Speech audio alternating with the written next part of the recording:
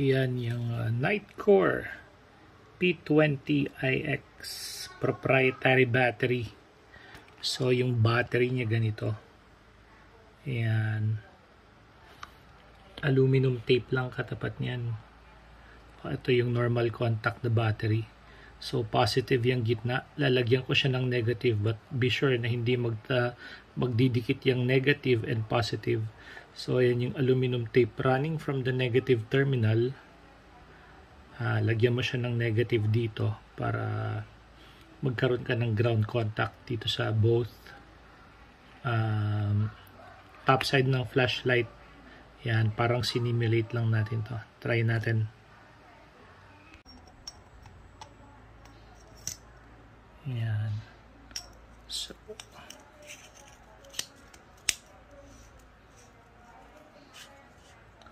yun, umilaw na yung indicator light niya. Tapos, let's switch it on. Teka, medyo kailangan niya ng mahigpit na mahigpit. Yan.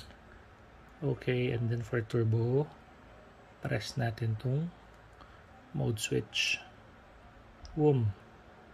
Okay, so yan yung hack natin para dito sa Nitecore. Gamit yung normal contact na 21700 battery. Yan. Na gamit aluminum tape lang. So in case maubusan ka ng charge or kailangan mong mag-travel, ito lang available mong type ng battery. Ayan, pwede mo pa rin gamitin yung normal contact battery. So lalagyan mo lang siya ng aluminum tape para magkaroon ka ng ground dito.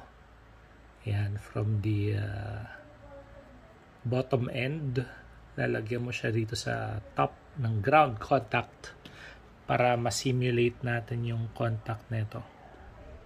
Ayan. Ayos na.